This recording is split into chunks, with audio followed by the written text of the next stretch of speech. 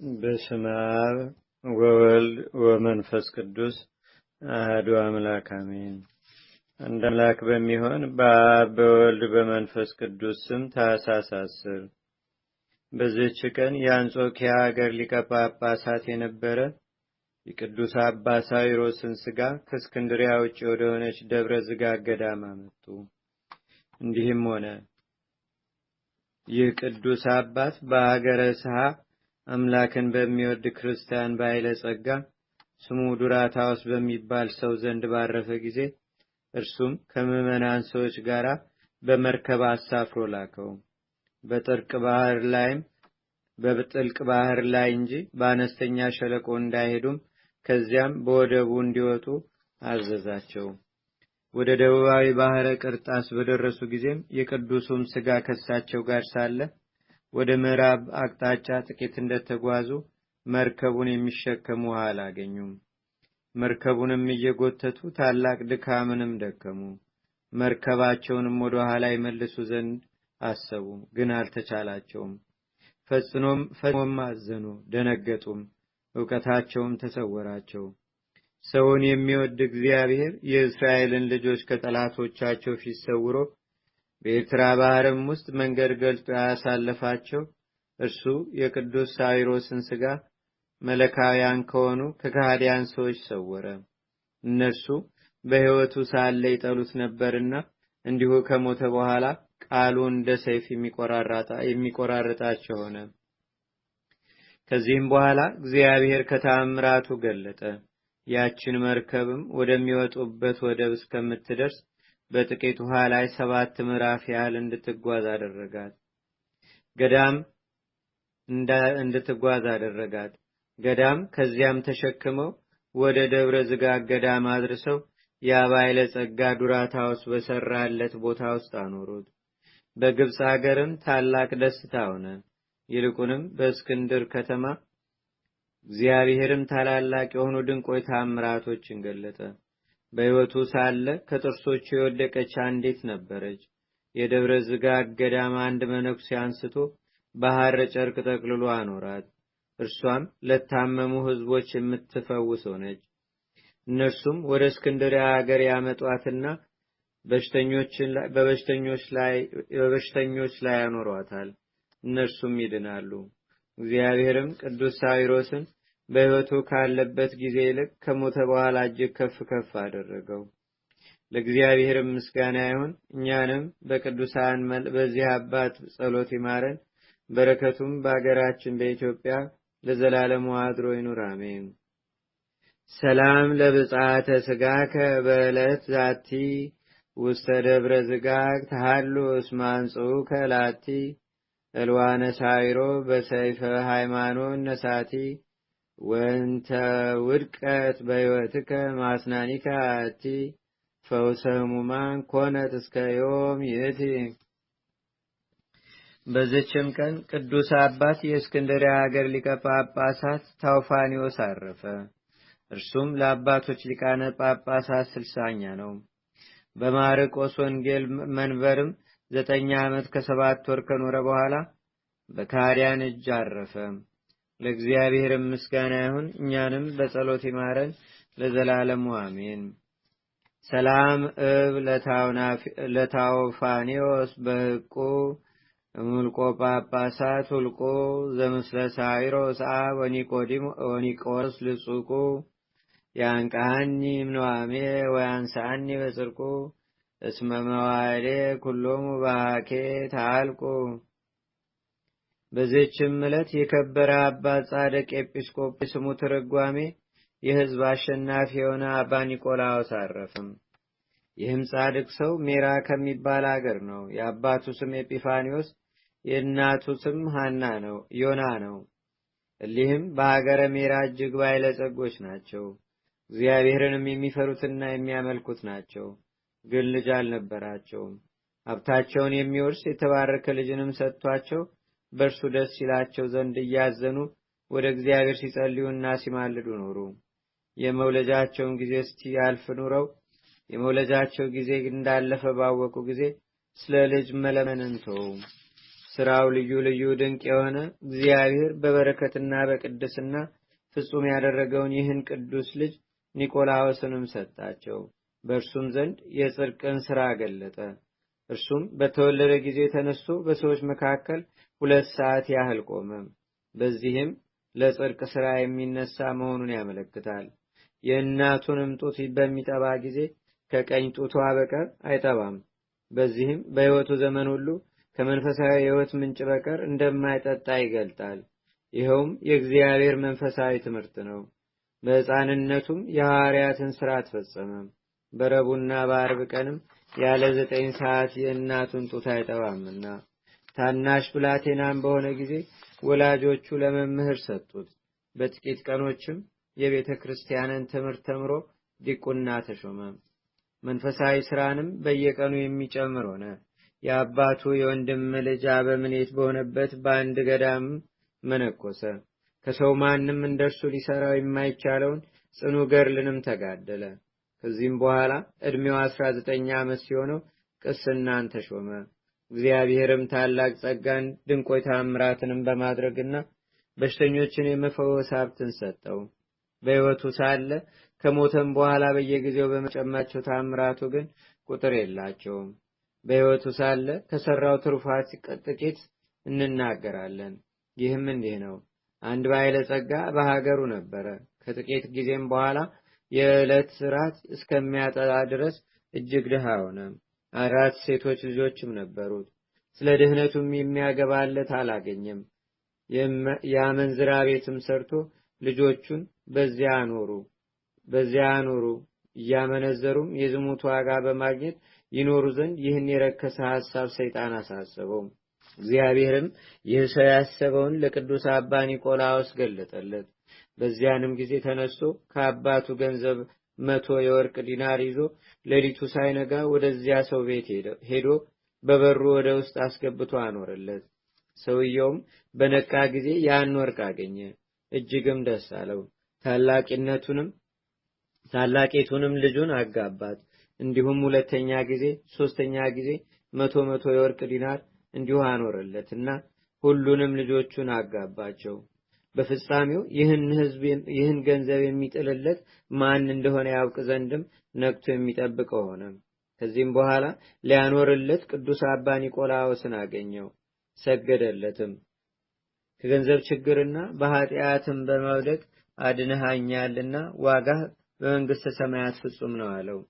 ከዚህም በኋላ ከሰዎች ላይና ሰዎችን ለማሳት ከሚያድሩባቸው ዛፎች ውስጥ ሰይጣናትን አበረራቸው፣ በሽተኞቹንም አዳናቸው። ዳግመኛም በጥቂት እንጀራ ላይ ባርኮ ብዙ ሕዝቦችን ከዚያ እንጀራ አጠገባቸው። እጅግም ብዙ የሆነ ትራፊንም አነሱ።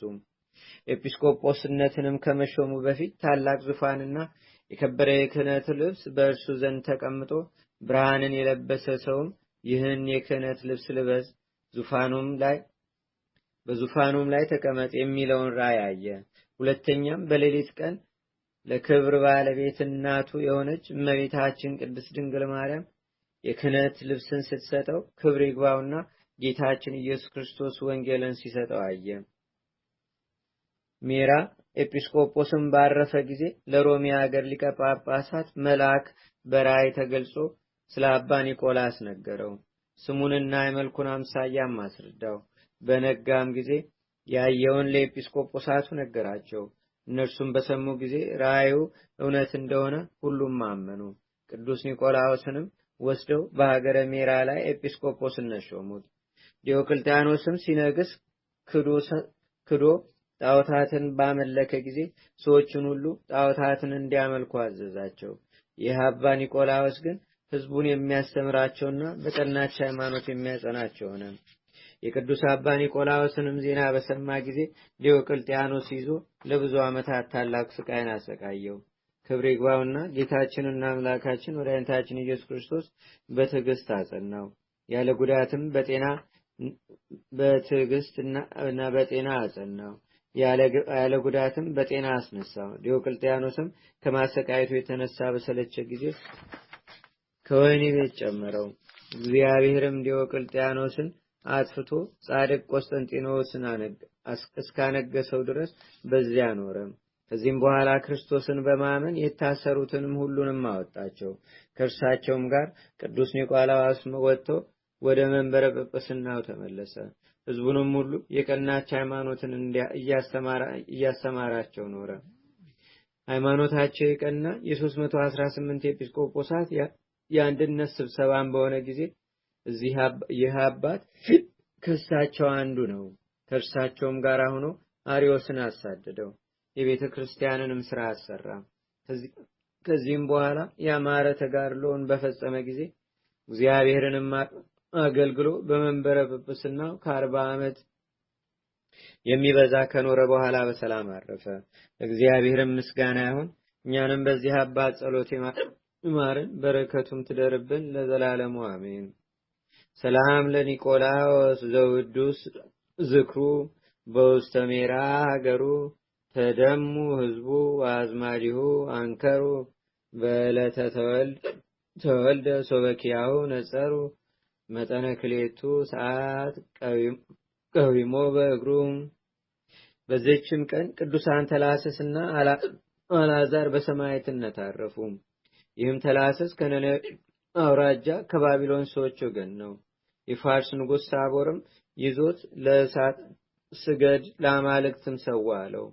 ቅዱስ ተላሰስም እኔስ ለፈጣሪ እግዚአብሔር እሰግዳለሁ፣ ለእርሱም እሰዋለሁ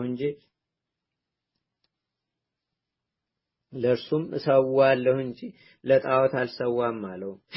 ያስፈራራውም ዘንድ የቅጣት መሳሪያዎችን አስመጣ። እርሱ ግን አልፈራም። 100 ግርፋትንም ለረጅም ጊዜ እንዲገርፉት አዘዘም። ከዚህም በኋላ ተላስስ ሆይ ከዚህ ስቃይ እንድታርፍ ለአማልክት ሰዋ አለው።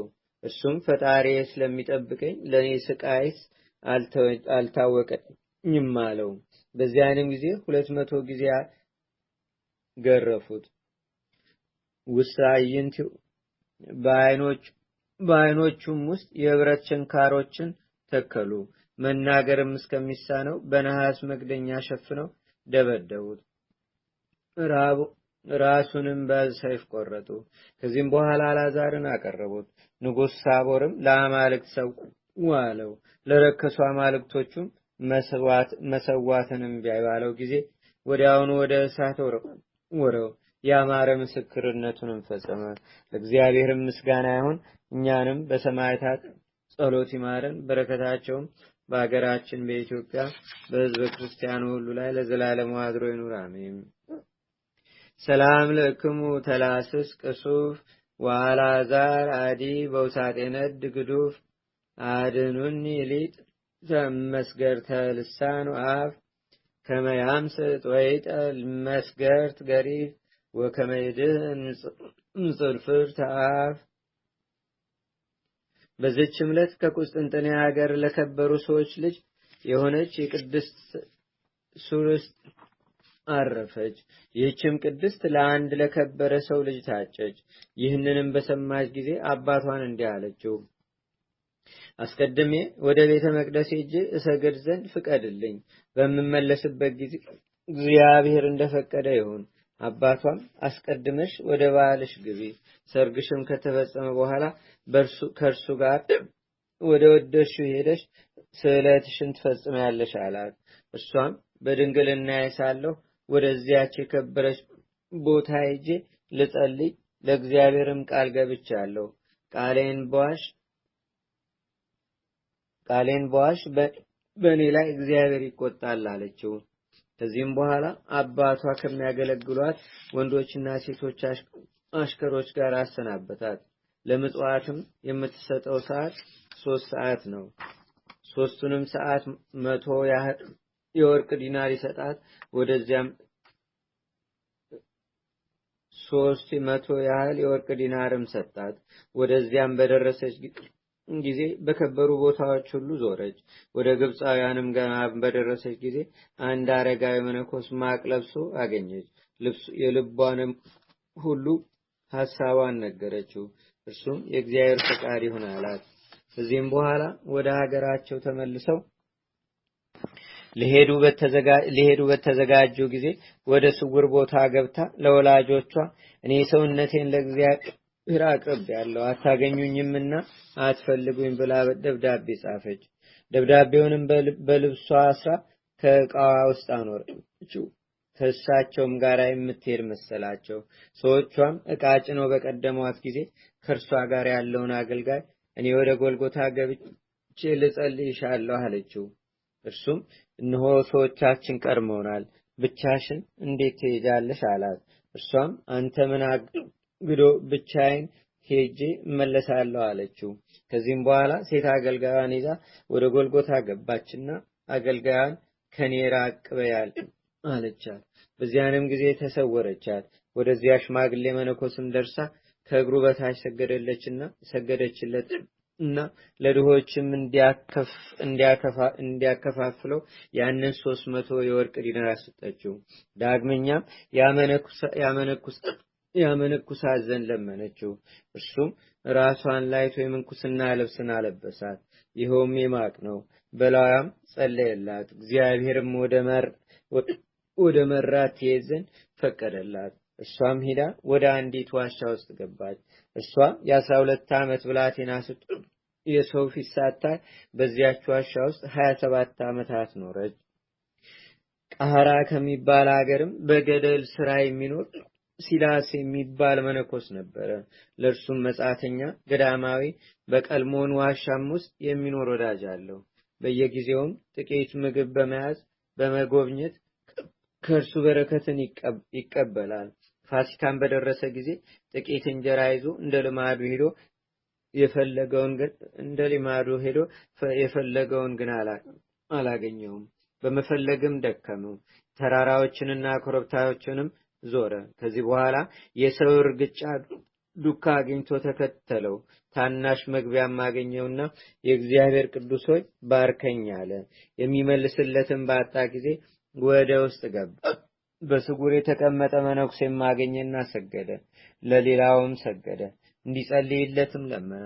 አንተ ካህን ነህና ለእኔ ልትጸልይ ለአንተ ይገባል አለው። ሲላስም ሰምቶ ምስጢርን እንዴት አወቀ ብሎ ደነገጠ። ከዚህም በአንድነት ጸለዩና ተቀመጡ። ሲላስም ሴት ናት ይሆን ወይም ጃንደረባ እንጃ ብሎ በልቡ አሰበ። እርሷም ስራዋን ሁሉ ገለጠችለት። ምግብም አቀረበችለት፣ ግን አልበላቸው። ወዲያውኑም አረፈች። በዚያችም ዋሻ ውስጥ ቀበራት። ገድሏንም ጻፈ። እግዚአብሔርም ምስጋና ይሁን። እኛንም በዚህች ቅዱስ ጸሎት ይማረን፣ በረከቷም ከኛ ጋር ትኑር ለዘላለሙ አሜን። ሰላም ለሶርስ ዘቁስጥንጥንያ አገራ እግዚአብሔር እንተ አፍቀራ እየንተ አልባስ ወክቡር አልባሰሶ ገቢራ ነበረት ውስተ በዓት እንበለመኑሄ አይምራ ኑዓመታ 7 ወስራም። በዚህችም ቀን ዳግመኛ ከታናሽነቱ ጀምሮ ጃንደረባ የሆነ አባ ጧሽ አረፈ። እርሱም በአንድ ገዳም ውስጥ መንኩሶ እየተጋደለ ብዙ ዘመናት ኖረ። በአንዲትም ዕለት ወደ እስክንድርያ ሊጓዝ በጎዳናው የምታለቅስ ሴትን አገኘ። በጠየቃትም ጊዜ እኔ አይሁዳዊት ነኝ፣ ክርስቲያን ሆን ዘንድ እሻ ነበር አለችው። እርሱም ነፍሱን ሊጠቅማት ሽቶ ቢተዋት በእግዚአብሔር ዘንድ በደል እንዳይሆንበት ከእርሱ ጋርም ወስዶ የክርስትና ጥምቀትን አጠመቃት። ከእርሷም ጋር የገባችውና ከእርሷም ጋር በየገበያውና በየቦታው ሁሉ በመዞር ይመጸወት ጀመር። የእስክንድርያ መነኮሳት ተሰነካከሉባት፣ ሚስቱ እንደሆነች አስበዋልና። ወደ ሊቀ ጳጳሳቱ አባ ዮሐንስም መሐሪ ዘንድ ይዘው አቀረቡትና ይህች ሴት ከዚህ መነኩሴ ጋር መነኮሳትን እነሆ አሳፈሩት አሉት። እርሱም አለያይቶ እንዲያስሯቸው አዘዘ። በዚያችም ሌሊት አባ ዮሐንስ በሕልሙ ያ መነኩሴ የቁስለ ጀርባውን እያሳየው ያለ በደሌ ለምን አቆሰልከኝ ሲለው አየ። ዮሐንስም በነቃ ጊዜ ያንን መነኩሴ ያመጡት ዘንድ አዘዘ። የቆሰለ ጀርባውንም ሊያይ ልብሱንም ሲይዝ ከላዩ ልብሱ ወደቀ። ጃንደረባም ሆኖ አገኙት። አባ ዮሐንስም አለቀሰ። ያመጡትንና የደበደቡትንም ከማዕረጋቸው ሽሮ 3 ዓመት ያህል ቅዱስ ቁርባንን ከመቀበል ከለከላቸው። 100 ዲናርንም ሊሰጠው ወደደ። እርሱ ግን መውሰድ አልፈለገም። ወደ በዓቱ ሄዶ እየተጋደለም ኖረ። ከዚህም በኋላ በዚህች ዕለት አረፈ። ለእግዚአብሔር ምስጋና ይሁን። እኛንም በጸሎቱ ይማረን። በረከቱም በአገራችን በኢትዮጵያ በሕዝበ ክርስቲያኑ ሁሉ ላይ ለዘላለሙ አድሮ ይኑር፣ አሜን። አንድ አምላክ በሚሆን በአብ በወልድ በመንፈስ ቅዱስ ስም ታኅሳስ 11 በዚህች ቀን የግብፅ ደቡብ ከሆነ ከመጽኢል አውራጃ ከሬሳ ከተማ ውስጥ ሰዎች ወገን የሆነ የቅዱስ አባት አባ በኪሞስ አረፈ። በዚህችም ቀን የኤጲስቆጶሱ በርተሎሜዎስና የሰማዕቱ በጥላን መታሰቢያቸው ነው። ለእግዚአብሔር ምስጋና ይሁን። እኛንም በቅዱሳን መላእክት፣ ጻድቃን፣ ሰማዕታት፣ ደናግል፣ መነኮሳት፣ አበው ቀደም ይልቁንም በሁለት ወገን ድንግል በምትሆን በእመቤታችን በቅድስተ ቅዱሳን በድንግል ማርያም ረድኤትና በረከት አማላጅነቷን በአገራችን በኢትዮጵያ በሕዝበ ክርስቲያኑ ሁሉ ላይ ለዘላለሙ አድሮ ይኑር፣ አሜን። ዛቅረብኩ ማሕሌተ ዘኪራ ይላፈ እምለተጸምዱከ ዘልፈ ለላነብብ ተወከብ ዘንዴቴ መጽሐፈ እንተረሰይከ እግዚኦ ጸሪቃለ ተኮፈ መላቡ ብውላን ዘተርፈ ነቢያት፣ ቅዱሳን፣ ሐዋርያት፣ ሰባኪያን፣ ሰማዕቶ፣ ጻድቃን፣ ደናግል፣ አዲ ወመነኮሳት ኢራን ባርኩ ባርኮ ጉባኤ ዛቲ መካን እስከ አረጋዊ ሊቆኖስ ሕፃን ለዘጻፎ በክርታስ ወለዘጻፎን ዘይደርስ ለዘአንበቦ ለዘተርጎሞ ልሳን አዲስ ወለዘሰማ ቃሎ በዝነ መንፈስ ጸሎተሙ ማርያም አራቂተ ኩሉም ባይ ሰቡረ ማረነ ኢየሱስ ክርስቶስ አቡነ ዘበሰማያት